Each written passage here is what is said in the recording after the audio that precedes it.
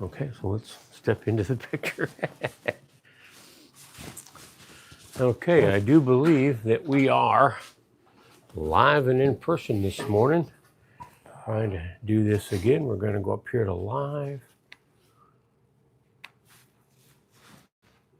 Content. Live. And we have nothing there.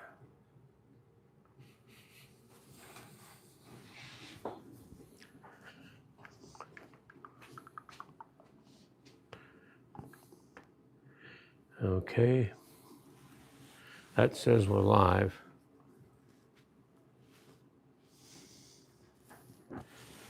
Okay. You might have to call Wes and see if it's going to work there. I think he said text.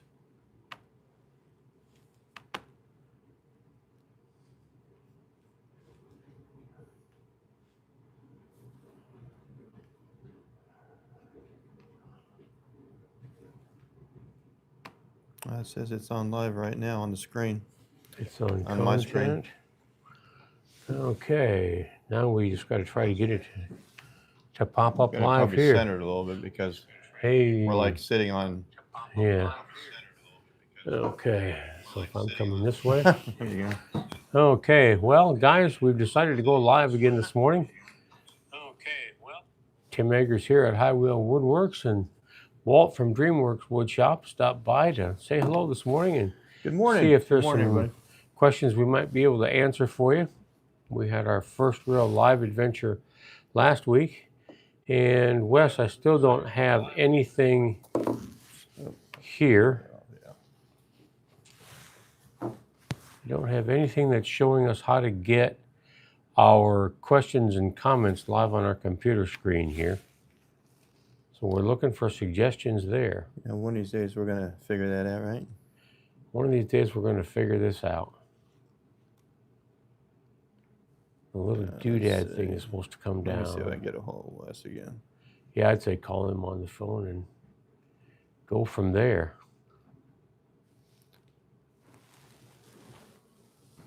We've clicked on the live. Hello, Wes.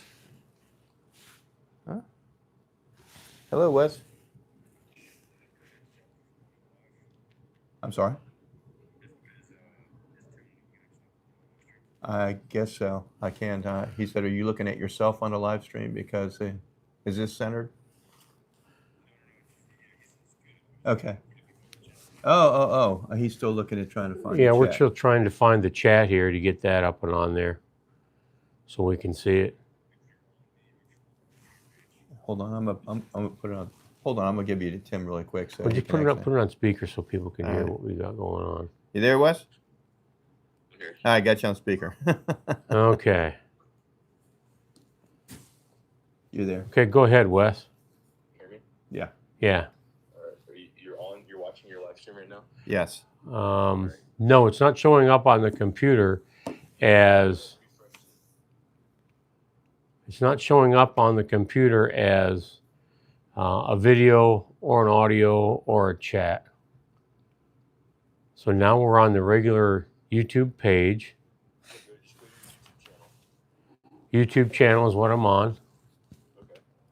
And then you're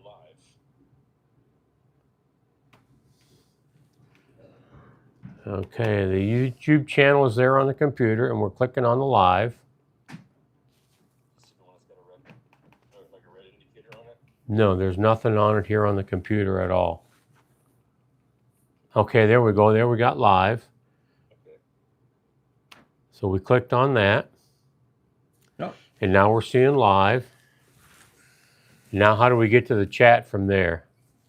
Okay, once you click on that live stream, the chat will be on the right-hand side of the screen. Okay, it's on the whole screen. Okay, now we've got it on the right. Okay. And then at the top right of that, there's an ellipses next to the X. Got it. Pop out the chat. And there we are. We've got it, Wes, and it's working, and there's already a whole bunch of people on here. All right. Good morning, everybody. Very good. Very good. Don't get it so big where it doesn't scroll. Yeah, okay. Now we're where we need to be there, Wes. Control minus. Thank you, Wes. Morning, fellas. How you doing out there? Good to see you, Bob Betts. How you doing this morning? Meinhardt Woodworks. Good morning, good morning. Van Lot, good to see you on this morning, and I watched you a little bit last night on some of your stuff. That was really cool. Yeah, so I think we saw him on the Bearded Viking last night. So yeah. So we came back this morning, guys, just to say good morning, really. And we had a really nice event last week. Hand me the remote so we can get this up on the TV screen. We had a great event last week where we were doing our guild meeting here in the shop. And we had a lot of really good questions come up. So we decided we'd come back on this Saturday and see if we couldn't answer some of those or see what you guys might have to say about what's going on in the woodworking world. So thank you for watching, brother. There's Van Lot. Yeah, really good. So yeah, we were able to get our chat up here on the computer screen. Now we're trying to get it to come up on the TV monitor, but we're not having much luck with that either. So I guess we'll just go out of here and go to home and see what we can come up with there. So what kind of questions might you guys have on a beautiful day like it is here in Virginia on a Saturday morning? Ask us a few questions before we get into some subject matter. see Van Lot's in there. Robert's in there. Hey, Robert. Man wears a dinner jacket when he eats and a smoking jacket when he smokes. Why does he wear a windbreaker? Sounds like Bob. Sounds like Bob. Yeah, YouTube on the TV, but it can't find us. Isn't that something? We can't really see what's going on. There you are. Just go to that. scroll down. I think you probably go to your. No, you got to go to your channel. Right there is the channel. Guys, we're just sitting here fumbling with this, trying to get it to pop up on the TV screen. Go down. And there we are. We're live. Now we can see what we're talking about at the same time you do. Isn't that cool? Isn't this technology something? I am a genuine registered technotard. I don't do technology very well. Dad jokes early this morning. Dad jokes early this morning. East Coast. Good morning, East Coast. From Alexandria. How often do you sharpen your hand planes, Tim? The general rule that I use on sharpening my hand planes, and I just did this 60.5 day before yesterday because it was getting dull. A couple ways to look at it. One, when the hair grows back on my arm that I cut off to test it with, when that's grown back, it's time to resharpen my hand planes again. Or when they get dull. My general rule literally is if it's not as sharp as it could be, then it's time to sharpen it up to make sure that it is. So pretty regular basis. And literally with this one, the blade was pretty dull. It was pretty toasted. I could see that it was dull. So I took it out and I set my honing guide up for 25 degrees and I resurfaced the whole bevel on it and put it back together and took it 300, 600, 1,000, 8,000 and then stropped it, of course, with my strop and put it back in there super, super sharp. And that took a good while to get it there because the bevel was real bad. But now that I've got that bevel established and I've got it real sharp, it's going to be a matter of just a few minutes literally every time when I've got to go back and sharpen it now. It had gotten way, way off and now it's super sharp.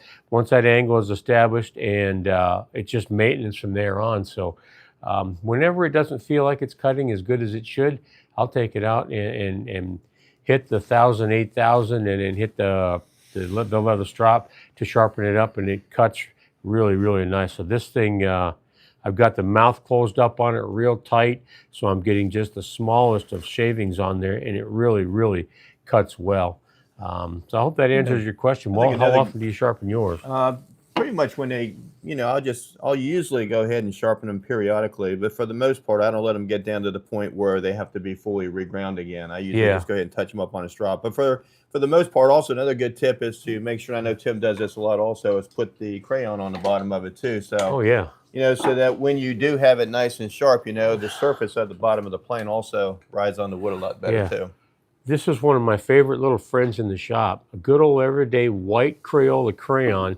And I always use that on the back of my plane just to lubricate that sole and make it slide a little better. And believe it or not, and I've tried other brands, Crayola crayons seem to have the best wax composition and it works the best.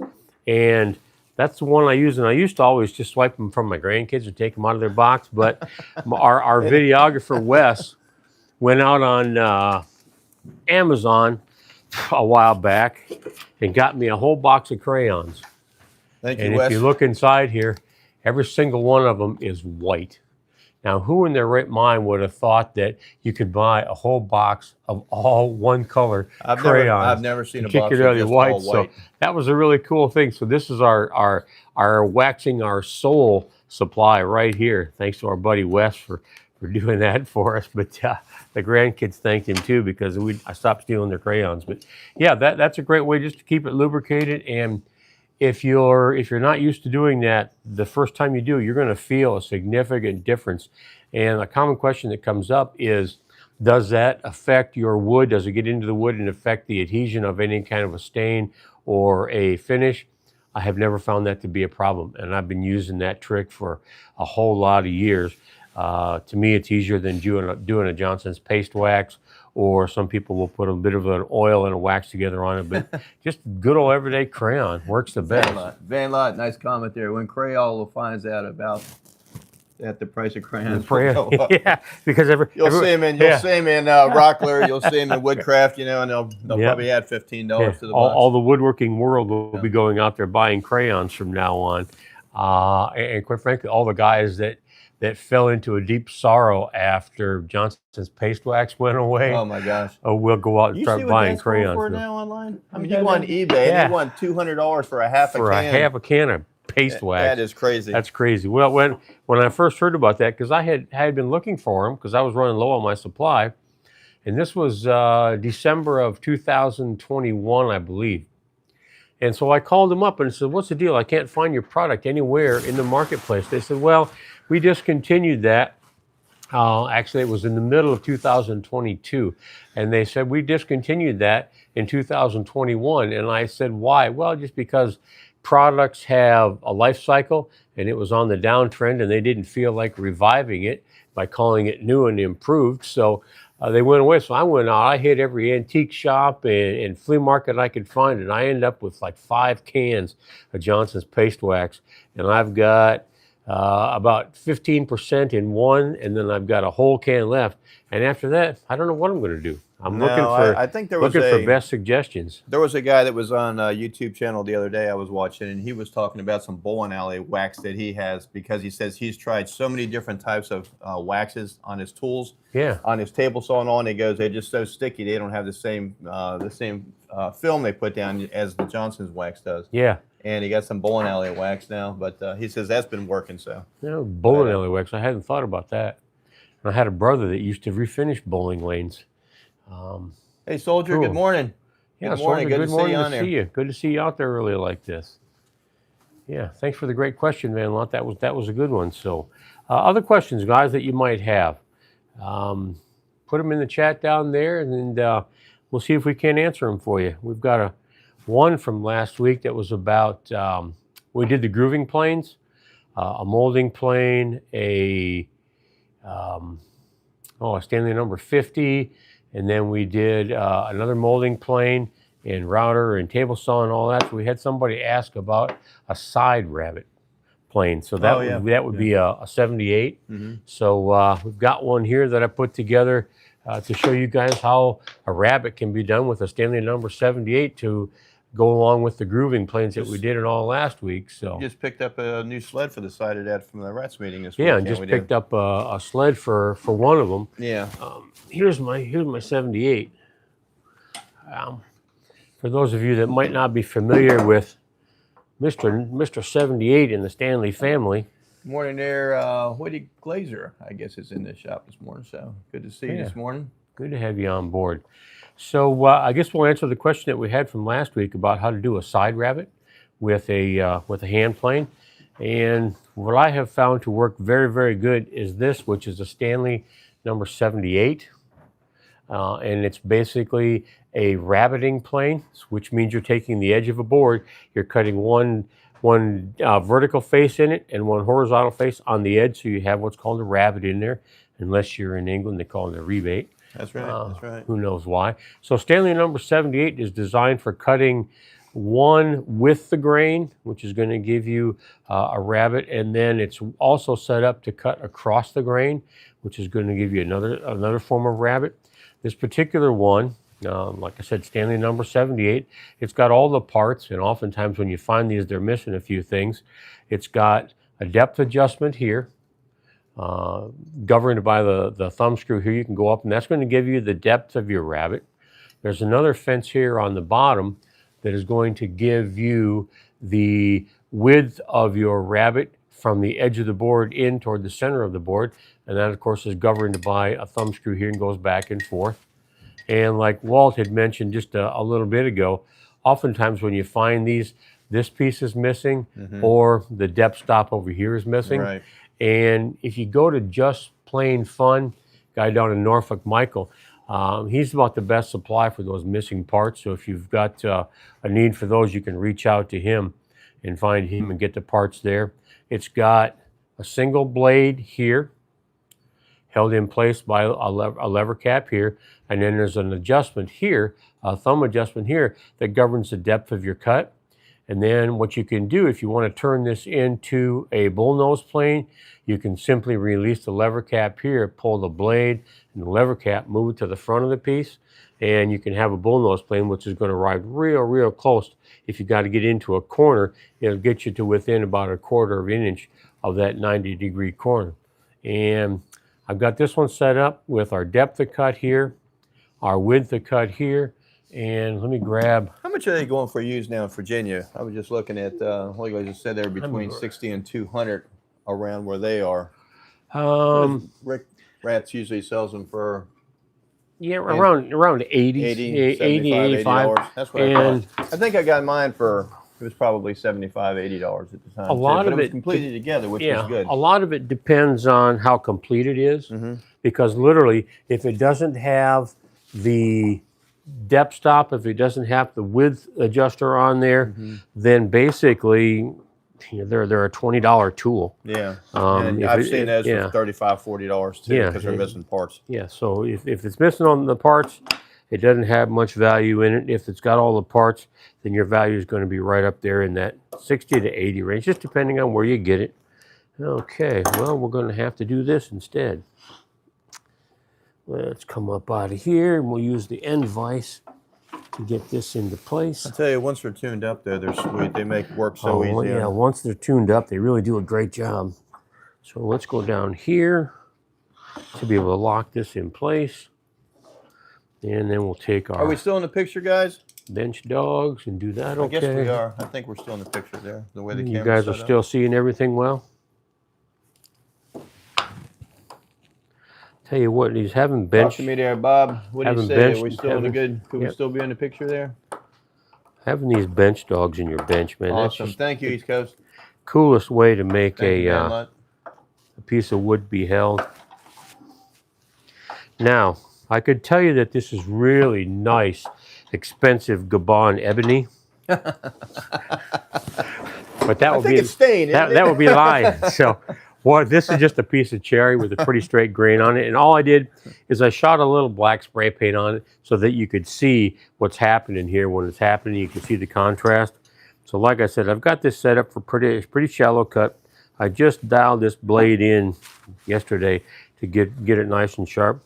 And one of the cool things about these is, and you're going to have a hard time seeing this from there, but there's a little nicker right here that protrudes on the edge of this the bed here, and it's just a sharp little nicker on there. So if you're going to go and do a cross grain rabbet like this, you can run that across there, and that nicker will score that grain, and it'll make that cut prior to the blade going through it.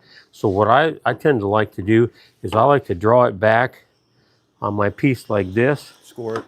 And you guys can't see that from there, I'm sure, but right now I've got a little slit right in there separating that grain and making our edge there that we're going to cut real nice and sharp. So doesn't make as much of a difference when you're going with the grain as it does when you're going across the grain, but a great feature in a lot of your Stanley planes, and a lot of the other specialty planes will have that on there. So I'm going to start near the run out end of my piece and just kind of back up into it, so that way I'm not taking the whole swipe all in one shot. We're going to start here. We're just going to take that off. It definitely helps reduce tear out when you're taking a little bit off of a time there. Yeah. And that nicker is coming through first. Look at that. Isn't that just slick as can be? Where did Mr. White Crayon go? Let's get that a little bit. There we go. Now we've got a nice rabbet. Boy, that makes a world of difference how that slides across there.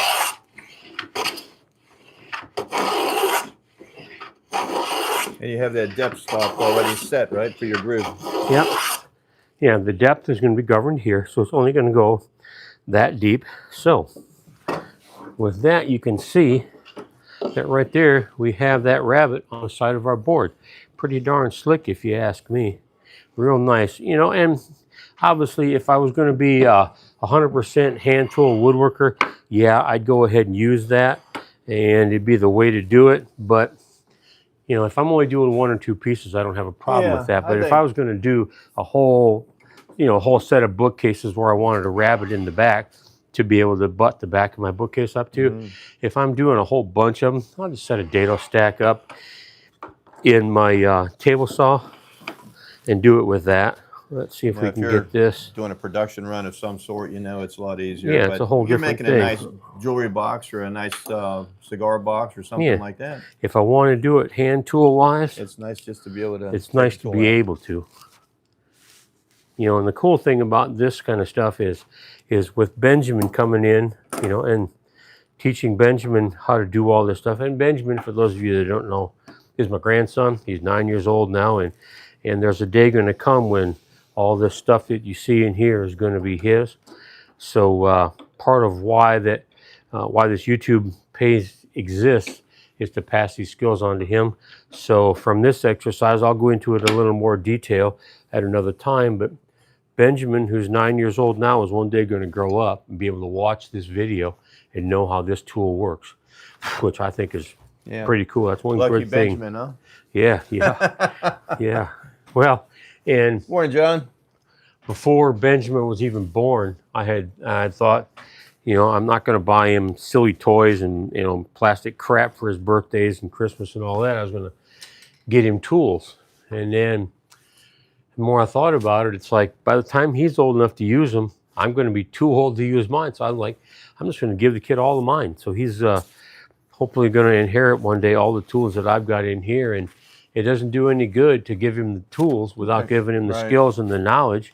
So that's why cataloging everything and trying to get everything that I know here and here into this YouTube environment, so he can go back and search it and learn from it. And then, of course, anybody else in the whole wide world now that wants to call themselves a Benjamin can go out there and learn too. So let's give this a shot with going across the grain, a cross grain rabbet. And again, what's going to come into play here and be significant is that nicker on there is going to be real sharp. That's going to cut these fibers before the blade comes through to cut them off. So it won't tear it out. It'll literally slice it off. So what I'm going to do is I'm going to just roll this back across there a couple times. And Walt and I can see it, but there's a nice... we will get a nice second camera at some point here because... it would be a lot easier to see this up close. We just need to do that. Yeah, so drawing that backwards across there cuts that fiber first before the blade chips it out or doesn't get a chance to chip it out. So we're going to go ahead and go across there.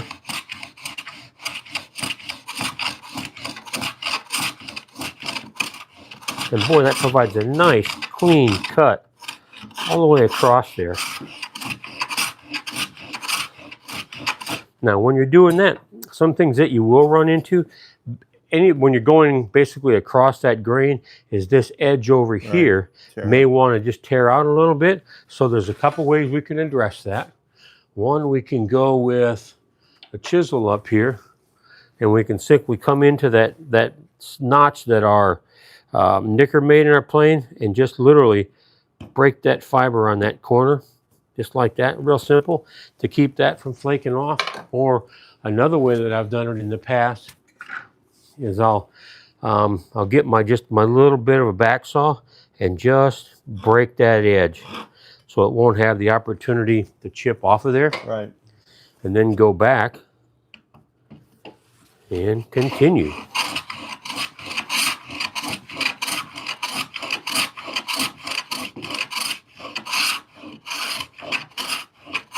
Right there. So I don't know about the rest of you. Look what that cut there. I mean, there's no tear out. There's no tear out on there at all. It's just right on the money. Grain. Perfect. So, you know, I don't know if you guys can see that very well from there, but there's no tear out on that edge.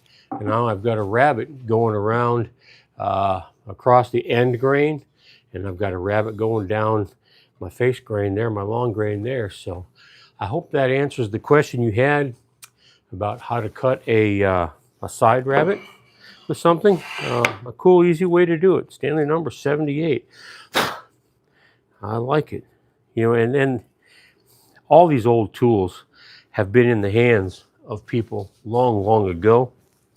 And this particular one, a good friend of mine that I rode bicycles with for a lot of years in the antique bicycle world and all. And Bob passed away a number of years ago. I think it's coming up on 8 years now. And I was helping his wife, my friend Susan, clean out some of the stuff in the basement of their house. And Bob was a massive collector of all kinds of different things, Lionel trains and dinky toys and bicycles and cars and all this. And his dad had passed away in like 1948. And let's see, Bob would have been, I think he passed away in, let's see, this is 26, about 2017 or 18. And he knew I was a woodworker and all this kind of stuff. And I'm helping Susan clean out the basement. And she says, take that toolbox and that other thing over there and get them out of here. And I asked her about it after I got him home, because it was just a toolbox. So I just grabbed it, huffed it up the stairs, took it to the house, and I opened it up. And it was a literal time capsule. It was as if the gentleman that had these tools had set them down one day when he came home from work and never picked them up again. And I don't think they had ever been opened up in all that time. So from 1948 to 2018, so 50 or 60 years, whatever the math turns out to be, they sat in those toolboxes. This is one of the things that was in there, exactly in this condition, sands being sharpened. And it was obvious that this guy was a very accomplished, very skilled cabinet maker, just by virtue of the tools that were in the shop.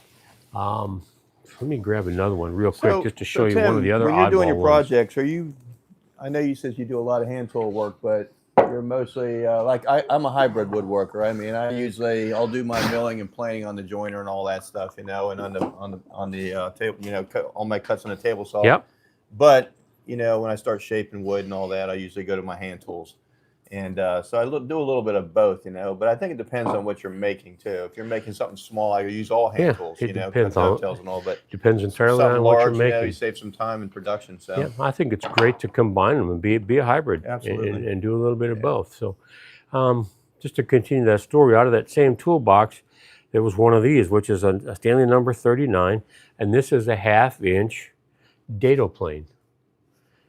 It's got 2 knickers side by side. It's got the skewed blade in it. It's got the depth stop, the adjustment for the depth of the blade. And what you would do is you would set up a fence on your board and run this against your fence, back in across it with the knickers and all first. I've never seen that and one running up it there off before, there. Yeah, hiding them tools up there. Yeah, and there was 3 of those in that one tool kit. They're like 1/2 inch, 5/8, 3/4, and 7/8 were the common sizes on them. That is awesome. Just neat, you know. So 39.5. Yep. So you never know where the tools are going to come from or what the history is that they might have, but I was certainly more than thrilled by the opportunity to explore that man's tool chest and the tools that he used in his craft. It was pretty interesting. But so there's your answer to your how do you do a side rabbet right there. Questions or comments on that? Let us know.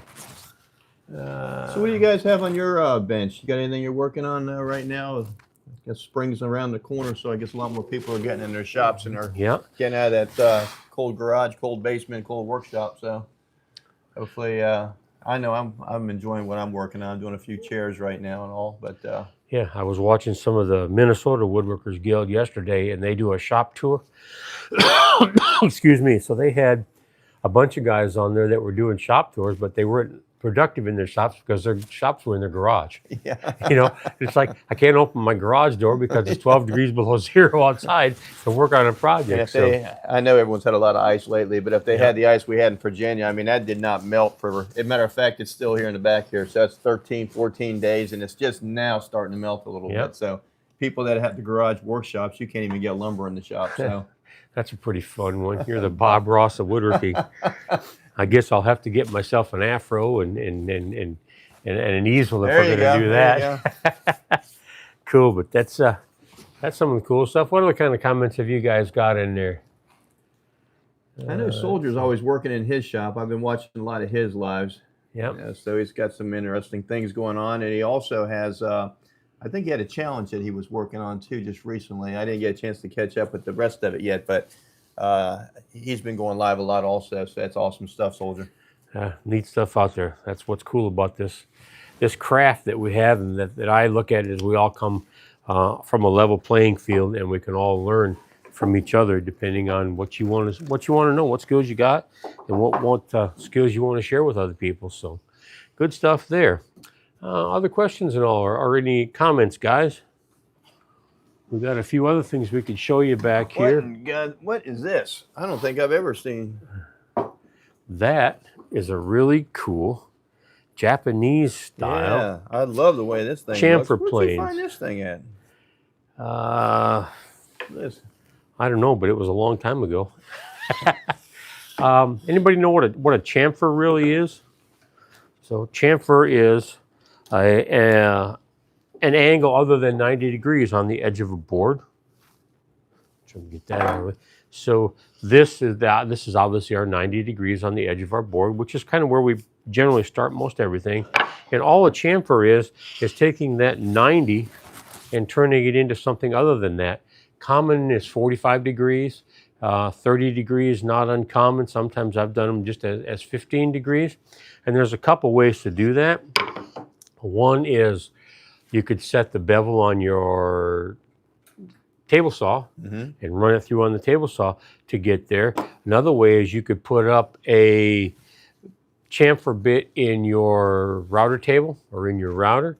And they typically come 30, 45, 15 degrees, something like that. Or you can do them by hand. This just happens to be one of the hand versions. And this is a Japanese style chamfer plane.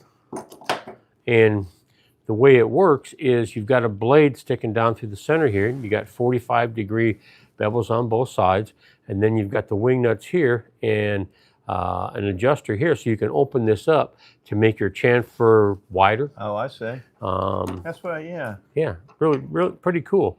I don't know, it just came in some... I don't have any Japanese hand planes, but I mean, I love the concept of them, you know, just... Well, and their idea is you pull through your piece rather than getting behind it and pushing through. Right. You're pulling it through. So let's okay.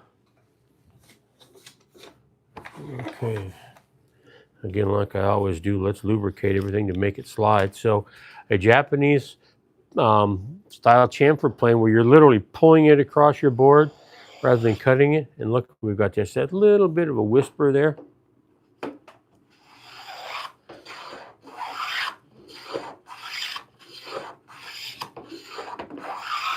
And obviously this will go. Look at the shavings that are coming off of there. Just that little bit of a chamfer. Just a neat little thing. So you can adjust it, and ultimately what's good there is when you've made that adjustment and you go until you bottom out, then all of your chamfers all the way around your board are going to end up being exactly the same. So you can see we've got a little chamfer there. It's a 45 degree. I could make that, you know, a whole lot bigger. We could make it a little smaller if we wanted to. Yeah, this can close up to almost where you've got nothing at all. Where you would just be taking off just the smallest little bit of it. Another way to do it, and quite frankly, the way I do it more often than not, is I'll just grab my hand plane, slick the bottom of it up real good.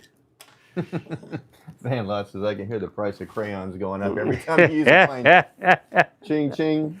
Yeah, so anyway, if I'm going to do it with a regular hand plane, I'll just set my angle there and keep that consistent as I'm going down there and just run it off like that. And if you're worried about getting them to be consistent all the way around your board, just count the number of strokes. I've just done 4, and, you know, there's 5, 6, 7, 8. So if I want that same chamfer on the other side, I would simply go over there and hit that 8 times.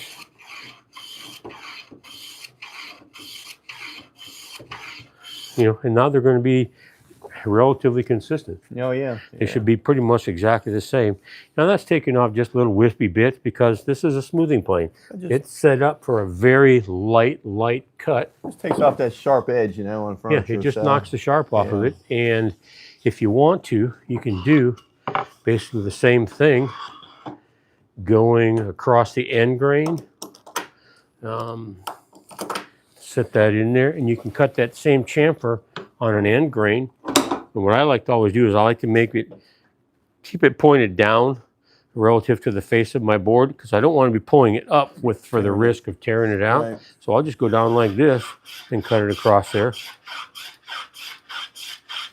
And it's really important to have a good sharp blade, especially on an end grain like that. Yeah, on end grain, it's got to be scary sharp. It's got to be scary sharp. I use the 16.5, like I said, because the setting of the blade is just so much more shallow down. Yeah, with that shallow, low angle cut, it works really well. So we've done, that's pretty cool. We've done rabbets and chamfers and heck, we can. Let's see, yeah, y'all go out and check Soldier Farms channel out. He does some awesome stuff there, and I know he's got a couple challenges right now. Is the plank? What's how can you read that, Tim?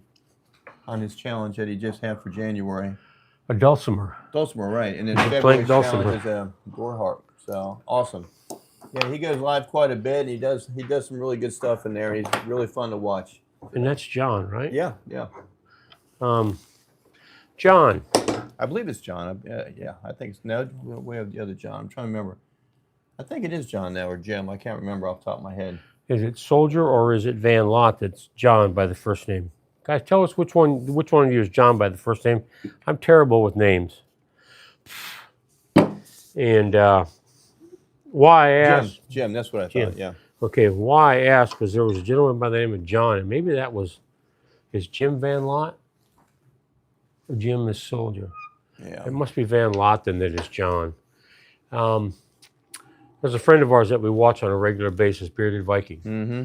And the other night he was having a real bad day on his live in the shop, and his planer, DeWalt thickness planer, was not cooperating like it should, and it was giving him a real hard time, and it kind of sent him off into a little bit of a tizzy. But the cool thing about it is the community that follows him real close, and he's got 250-some thousand subscribers, and he does a couple live feeds a week, and people donate, you know, a little bit to help his effort and keep him going. And one of the guys, and it was John, and it might have been Van Lot, went on there and donated $300 to this guy to help him get the right cutter setup that he needed for his thickness planer. What a testament to how tight this handwork woodworking community actually is, that they would go ahead and do something like that. And I enjoy Bearded Vikings lives just because there is such a great community. I mean, everybody is friendly. Everybody supports each other's channels. He has a lot of shout outs for channels and all, and it helps. It's good for the woodworking community. Plus, he's comical to watch. I love watching the Bearded Viking. He's a good woodworker. He does some great stuff. Has some great videos for his channel for a lot of smaller projects that he puts. But for the most part, I mean, he's just an awesome guy. He really is. Enjoy watching him. I think that's where I ran into Van Lot and Soldier Farms and John. I'm DreamWorks Wood Shop, by the way. So for those that don't know. Yeah, check out Walt's DreamWorks Wood Shop. He's a master of setting up and making a wood shop and making it work. Something I else. thought you were going to say master woodworker. But Yeah. I'm working on that. Something else that has come up, a question we had about how to do a radius on the side of a board. So what's a radius? A radius is just a round over. You take your 90 degrees, you round it over to soften that edge. And again, something you can do on a router table or with a router, but I like to do it with molding planes. So this is a molding plane, probably 1/8 inch radius, I would guess that is. Again, a pretty cool tool, so we'll lubricate that up a little bit. And I really like those individual profile planes for certain jobs. For certain jobs, I have exactly. 3 or 4 of them, and they're all for like a small bead on the bottom of furniture or a small groove or something. Yeah. Where, it's just so much easier to be able to just take that out. If it's nice and sharp, I mean, that thing just works perfect. Yeah, and as long as you're going with the grain, they work fantastic. You get them sharp, you take the cutter out, and you profile it with one side, and then you take the back side to your sharpening medium and flatten the back side up to the profile, sharpen them up. But, something like this, again, history. Yeah. This is, we ran into the guy the other night at the Richmond Antique Tool Society function, and he was talking about his great-great-great-great-grandfather was Chapin, Harold Chapin. Yeah. And back in 1829, this guy started a business of making molding planes and did it up through the 1900s and beyond. But we were asking him the age of some of the tools that he was using and some of that he had collected. And the guy started making them in 1829. So this is not a Chapin. I don't remember something Guy says. When he was talking about that, Stanley bought a portion of his business out too. Not the whole business, because Stanley Tool and Die and all that, but he did buy a portion of the Chapin. Stanley bought the original Chapin family out in like 1906. Yeah. Something like that. And I had come across a Chapin molding plane, so that's why I was asking the guy, when were they in production?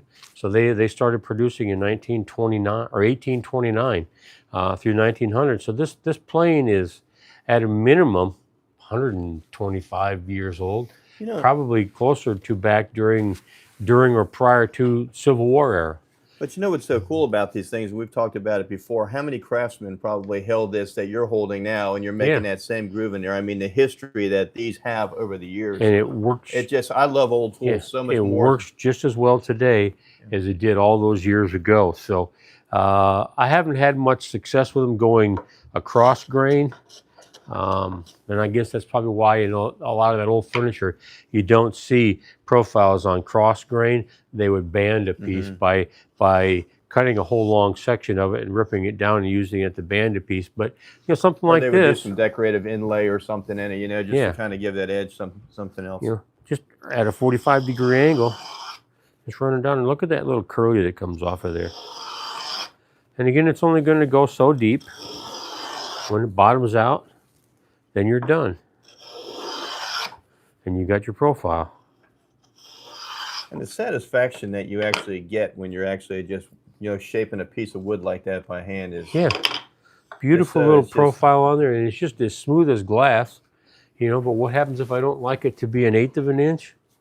I'm going to grab one that's 1/4. There you go. And a lot of these, you'll see like this, will have an orientation mark on the back side, and it's basically a cross on there.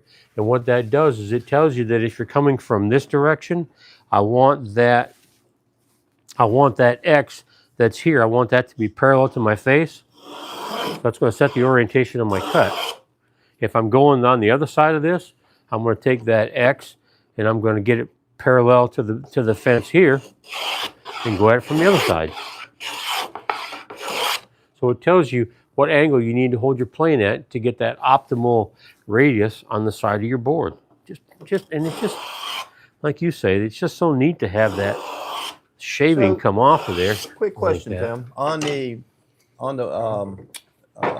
blades themselves, okay, on the irons themselves, how do you sharpen those? I mean, on those profile planes, they're a little different. Do you just use a small stone, or I usually just use a small sharpening stone or a diamond stone? Yeah, On the actual piece itself. Let's show everybody how you do that. You know, because you can buy those things at dime a dozen just about every antique store you go to, and a lot of people shy away because they're like, I'm not sure if I can sharpen the blade on it.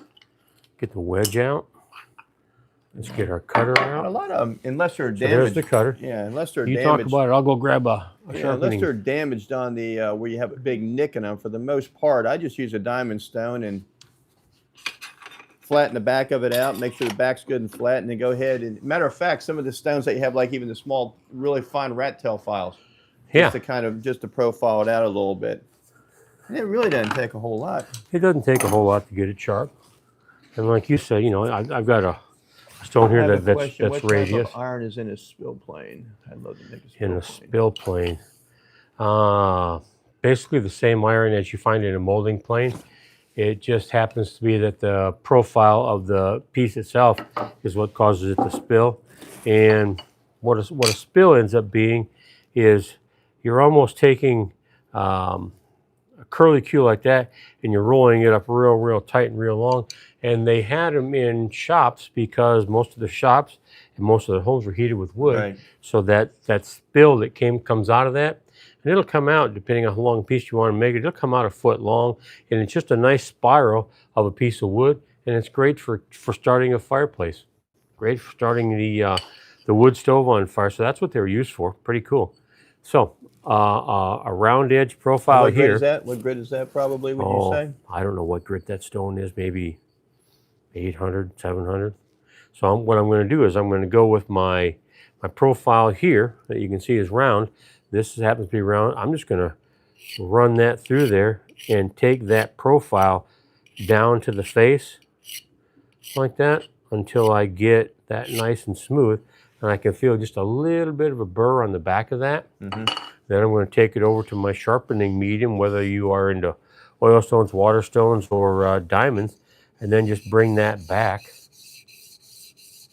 up to the profile and get that nice and sharp, and which it was already because it wasn't dull in the first place. Yeah, I mean, that thing was pretty good shape. And then I'll get this back in here, other way. Now on the tip right there, right within on the top, that's all that's going to be mirrored sharp there, right? I mean, it's just going to have a mirror finish on it so that you know you've got all the sections. Okay. Yeah, we'll get it nice and sharp, and then just stick your wedge back in there to lock it into place. And I can look down there and I can see that I don't have any blades sticking out of there yet. So I'm just going to tap my blade and tap my wedge until I can see that that's just coming out of there. The wedge locks it into place. And then let's put it up over here. Let's lock it back down. I saw a video, but you can see clearly an old bull gouge. And if we've got that set where we want it, we should be able to cut a nice. Look at it, just that little bit of touching up on it. I mean, you just can a see little how much smoother that thing's going. A little touching up just makes a difference. There we have the coolest, easiest way to cut that nice round radius on there. And if you've got that sharp, you don't even need to sand that. No. Feel how smooth that is. Our demo last week was on sanding. And I mean, there's times when I have a board come off of a planer or off the joiner. I mean, you got those marks in it. I'll just take a 4.5 or a 5 and clean it up, and then hit it with some 180 or 220, and I'm good to go. I don't have to go through the grits from 80 to 120 to. And same thing on the end grain. I'll just use a 60.5, get it nice and smooth, and then hit it with some 180 or 200. You save a lot of time sanding. But again, not everybody has a set of hand planes, so you go through the process of the grits with them. Yeah, like we talked about. And if you're accomplished at sharpening, which is a skill set all by itself, you can get your wood smoother with a hand plane than you ever can with sandpaper. A good, what we call scary sharp plane blade will get it a lot smoother than sandpaper will. Sandpaper abrades the surface. A nice good plane cuts that surface. I'm sorry. What other questions we might have there? Down here, see my question above. If you use a smoothing plane, should you use a blocking board or a backing board? I'm sorry, at the end for tear out. I have. I mean, yeah. So that you stay right on that actual plane. You don't have tear out in the back. If you're going to do it across the end grain, I think that's what a shooting board. A shooting board. Shooting board is what that would be called, and what that would provide. A backing board. I think he's talking about if you're doing end grain, you put up another piece of wood behind it. So when you're going across, you're not tearing this out on the outside. You're just using it as a sacrificial piece of wood. Yeah, you could do that. And some guys will have a shooting board. I don't have one here, but this will work. I don't have a shooting board right handy here, but this will give us the idea. A bench hook. So what you could do in that situation is you could put your piece up against your bench hook and have that fiber supported here on your bench hook. So when you're going across there with your your piece here, your fiber is supported, and you can go ahead and cut that end grain off of there like that, and not have that tear up. Yeah, it works just like a shooting board, even though this is not a shooting board or a shooting board plane, but you can get that on there to do that. And the same, I think you can use on when you're doing a face grain too on the top. I mean, if you're going across the top like you were using 78 a minute ago. Yeah, if you're going across this way. Right. So you're not going to tear out anything from the back. So. Yep. Lots of things you can do. All I hope that answers cool skill sets. I hope that answers the question. But it is a good method to use that, so you don't have, if you're working on a nice piece of wood, you don't want to tear the back out. Yeah. So, let's see. Or I'll actually make the wood a little bit longer than I need to, then I'll just go ahead and cut it off later on, so I don't have to worry about tear out. Okay. I also watched the video but couldn't see clearly. So an old bull gouge. Jim, let's see. What type of iron is a spill plane? Don't have that one. Got that one answered. Yeah, we had a question last week about how do you set up a regular, whether it's a 4, a 5, a 4.5. When you're setting your plane down on a piece of wood to cut some face grain, how do you set your blade? And how do you set your blade so you're not taking off too much wood at one time? An easy way to do it where you're actually, I know what I do, but maybe some other people are. Okay, well if that's a question, let's answer it. So I roll the blade back on that so it's out of the way. Roll it up so it's not cutting anything. The question is, how do you initially set your depth on your blade for your hand plane to get it set up? Yeah, I don't know. Take a look on the back. I don't think it. Yeah, it rolled back. There you go. And what I normally do, and what Walt was just doing, is we were taking our knob and rolling it counterclockwise to make sure there's no blade sticking out at all. Right. And then there's a bit of lash, that it's called, between going down with your blade and having it supported and going back up to where you're supporting your blade with tension on it. There's a little bit of a lash there. So you go past that lash, which is, depending on the plane you got, it could be a whole turn of that knob. It could be a half a turn of the knob. And just start there. And then what I'll do is I'll turn it about a quarter of a turn and start pushing it through. Oop, way too much. And see, that's the question people had last week, because when you're setting, a lot of people get discouraged from using hand planes because they set too much blade out, and then they're struggling with it, and they go, I don't need this. Yep. So like I said, if you just kind of let a little bit out at a time and just get it to where it's just touching the wood, you can tune that thing right in so it's smooth as glass. Let's do this to make this easier. Do it on the edge of the board. Yeah, start with the plane completely retracted so you're getting no cut on there at all. And then just inch it ahead ever so slightly until it starts to draw across there. And that's all I'm looking to do is take off just that little bit of a wispy. And sometimes if it's a smoothing plane, and you can't get that smooth with sandpaper. It just doesn't happen. You can't. A well-sharpened blade.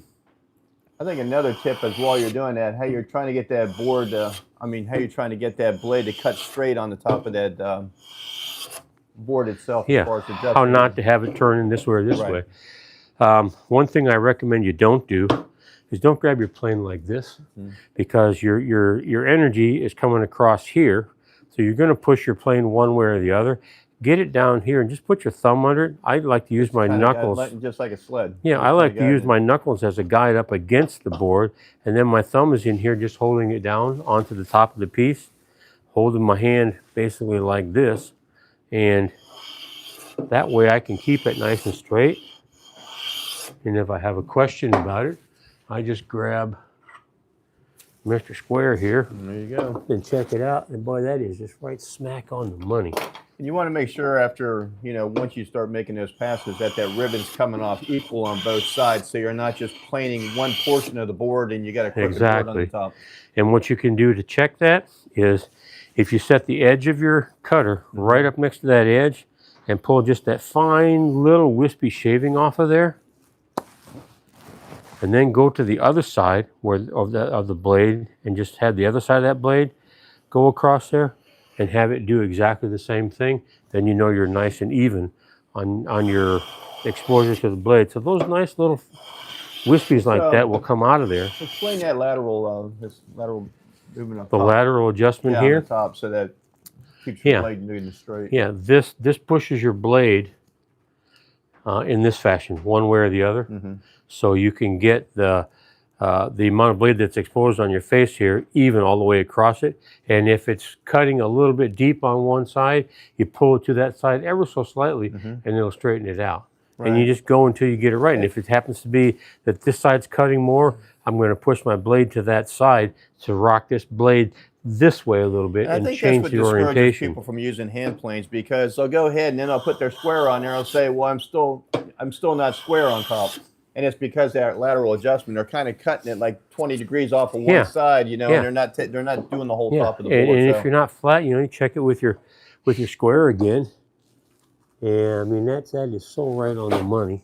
If it happens to be off on one side, just literally pull it over a little bit and make a few passes on that high side to get that high side down to where the other side is. And then, of course, you just got to listen to that sound. Nothing more soothing than the sound of a good sharp plane going across a piece of wood. Say, Bob, hold that Japanese tool up so we can see it. I don't know if you can see that there, Bob. And this is the bottom of it. You can see how that bolt right there adjusted in or out, so you can increase that angle there. But this is, on the front, it's got the really cool little gauges on the bottom, so you can make sure it's set up square. Pretty cool tool, though. Another really cool tool. Cool tool, cool plane. So that's what kind of stuff we've got this morning, guys, what we got going on here in the shop. And again, I'm Tim with High Wheel Woodworks, and Walt here is from the DreamWorks Wood Shop. So go out and check out his page. Check out Soldier Farm. Check out Bearded Viking. Check out all of them. They're all great resources. John's got a new channel too, John Ulrich. I was on, matter of fact, I subscribed to John's channel as well. Yep. And great little channel, is getting things set up. I think John's the, What's the name of he's a chef. I think he was a chef. I think this is the same person. John Ulrich? Yeah, he's the guy that was a chef. Yeah. I really enjoyed his first video, the story and everything. It was very cool. Yeah, it was really cool. Spread the love. Make sure you see his channel as well. So. Yep. I'm not sure if there's any other people that have a channel out there. Just go ahead and throw it on there so we can go ahead and get some recognition for you all. Yeah, and get you out there and pushed around a little bit, and that's what we do. Spread the love here and support the woodworking community. Yeah, we support what we're doing, and this YouTube is a great resource, and you learn a lot from it. You can learn anything you want from looking at a YouTube channel. Some of them are really, really good. Some of them are really, really not. I've come across a couple people on the YouTube channels that I would never even think of allowing to come into my shop and work on my tools. I've seen some dangerous things done, and some of them are great opportunities to learn what not to do, and the vast majority, fortunately, are good stuff where you can actually learn some good skills. You can meet some fantastic people that are out there sharing this avocation that we have and sharing And the skills. if you haven't seen the Bearded Viking, he goes live just about every night, Daniel, and just an awesome person. I mean, he just pure entertainment, and the community that follows him is the same group of people just about every night, and it's just pure entertainment. I mean, the tips you get and the comedy from it is it's better than watching any TV show at night. There you go. You know. Yeah, cool. So I think with that, unless you've got something else, or you guys got a DreamWorks last for the last kid chairs, the question. rockers. Oh yeah. Yeah, the rocking chairs I do. Yeah. Yeah. That's been great. I've really enjoyed making those. I've got a mid-century lounge chair in the works right now out of walnut and cherry. I guess on the the back and the seat. Yeah. So I've got that going out to a customer here soon. But I just do mostly one-offs, just a few pieces here and there, and enjoy doing that. So. Yeah. Well, good stuff. Well, I think we've done enough this morning. I think we'll wrap it up here, and I've got a wine rack that I've got to deliver to a client this morning, a friend of ours out in King George, a little bit west of us here. So, guys, thank you for coming along for the ride. We certainly appreciate you coming up with the questions and being a part of this. And if there's something else that we could help you learn or clarify for you, please just comment to us. Let us know what your questions might be or what you might want to learn, and we will look forward to doing this another time. Thank you, guys. Really appreciate it. And Tim, it's been a lot of fun. This was a spur of the moment thing. We were on the phone last night, and he said, hey, let's do a live. We had some questions from last week, and wanted to try to, while those were fresh in our minds and fresh in his mind, we wanted to make sure that we can answer those for people so that they didn't have to wait 2 or 3 weeks to get an answer. But thanks again. Thanks you guys visit our channels, and you guys have a safe weekend. Enjoy Valentine's Day. Take care of the little lady. Enjoy Valentine's Day, and we'll see you next time. All right. Take care. Thank you.